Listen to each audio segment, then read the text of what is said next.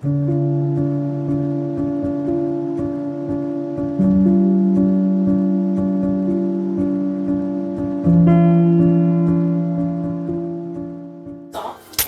fans of Always Hiking, I thought I'd do a year-round... There's no fans. That's my son, the gamer. We're here listening to Christmas music and baking biscuititos. And Rory, if you're going to do that, close the door, because otherwise you'll disturb my video recording. My wife just asked me an interesting question. Do any of your family like to walk and hike? Any of your genetic family like to walk and hike like you did for most of your life? And the answer is probably no. But one thing I can tell is a story my mother would tell me. She had three of us. She had actually four children, but three right in a row, each 14 months apart. And I was the oldest. And so she had an old spring buggy, right? And for when we only had two, she could lay us both side by side. But when we had the third brother,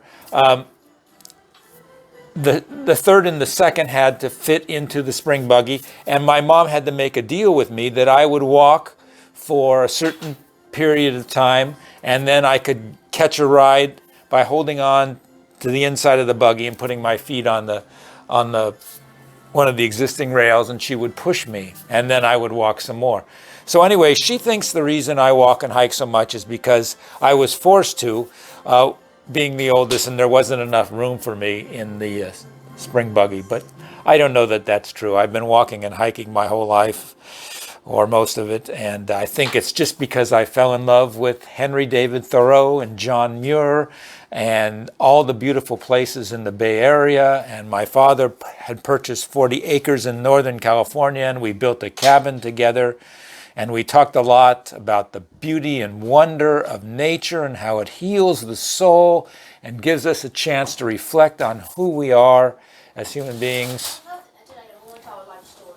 Can you close those doors if you're going to interrupt my broadcast? Do you mind, Mr. Rory?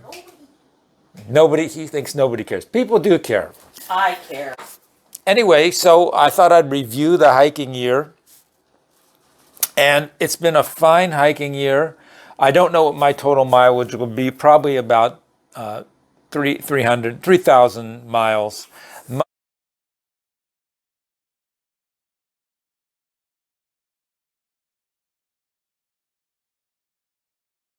Not all of it done hiking, quite a bit done shooting basketball with my gamer son.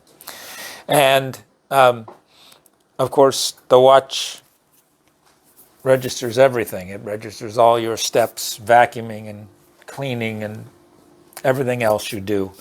And I take a lot of urban hikes as well as my trips into the mountains. But I would say this was a good year for trips into the mountains up until about the end of September, when we started to have this tremendous amount of smoke because of the forest fires. I did hike in the smoke, and you can see in my videos that we have quite a few smoke-filled videos. And I did figure out how to use raw therapy and other video editing software to eliminate the smoke. But it was very difficult on my lungs to hike in the smoke. And at one point I got kind of sick. And I can't recommend that.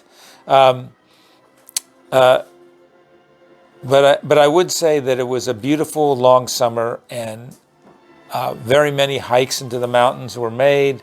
The trail up the North Fork of the Nooksack, just east of Glacier, was restored from the atmospheric river. So at some point I started hiking that trail again. And of course, many trips to Deception Pass, and some early year trips in March and April to Orcas Island, which I hope to repeat again soon. But it was a good year. I feel like next year I would like to try to expand my operations and my reach, to do some trips on the peninsula, to get myself to Victoria and Vancouver Island, back to Tofino.